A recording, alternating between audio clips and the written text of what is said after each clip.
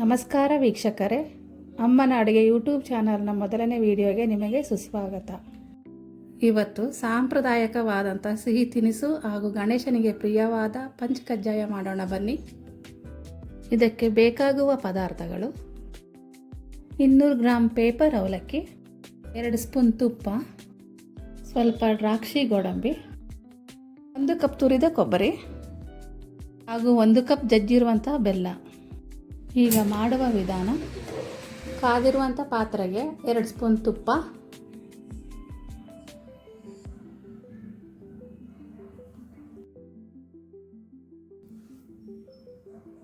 ಸ್ವಲ್ಪ ದ್ರಾಕ್ಷಿ ಗೋಡಂಬಿ,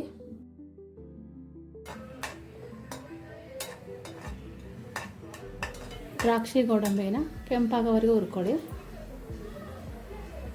1 ಬಟ್ಲು ಬೆಲ್ಲ ಜಜ್ಜಿರೋ ಅಂಥದ್ದು, ಅದನ್ನು ಕೈ ಆಡ್ಕೋಬೇಕು.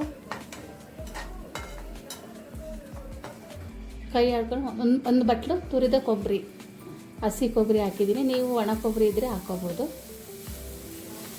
ಹೆಣ್ಮಕ್ಳಿಗೆ ಹಬ್ಬದ ಟೈಮಲ್ಲಿ ತುಂಬ ಕೆಲಸಗಳಿರ್ತವೆ. ಬೇಗ 5-10 ನಿಮಿಷಕ್ಕೆ ರೆಡಿ ಆಗುವಂಥ ಪಂಚಕಜ್ಜಾಯ 5 ವರ್ಷಗಳು ರೆಡಿ ಮಾಡ್ಬೋದು. ಹಾಕಿ ರೆಡಿ ಮಾಡೋ ಅಂಥ ನೈವೇದ್ಯ ಇದು. ನಾನು ಒಣಶುಂಠಿ ಏಲಕ್ಕಿ ಪುಡಿನ ಕುಟ್ಟಿ ಇಟ್ಕೊಂಡಿದ್ದೀನಿ. ಸ್ವಲ್ಪ ವಾಸನೆ ಚೆನ್ನಾಗಿರುತ್ತೆ ಅಂತ ಹಾಕ್ತಾ ಇರೋದು.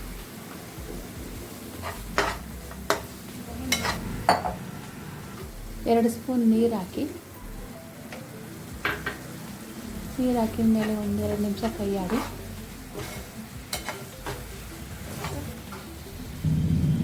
ನಂತರ 200 ಗ್ರಾಂ ಡಿಲಕ್ಸ್ ಅವಲಕ್ಕಿ ತೊಗೊಂಡಿನಿ, ಮತ್ತು ಪೇಪರ್ ಅವಲಕ್ಕಿನೂ ಅಂತಾರೆ.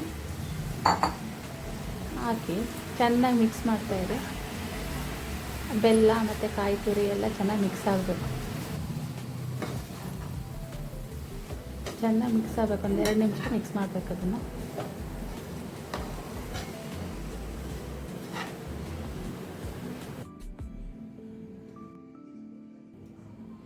ಮಿಕ್ಸ್ ಆಗಿದೆ. ಈಗ ನಾನು ಬೌಲಿ ಸರ್ವ್ ಮಾಡ್ತಾ ಇದ್ದೀನಿ.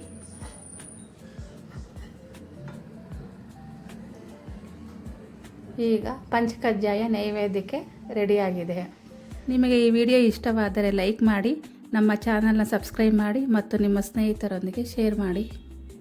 ಧನ್ಯವಾದಗಳು.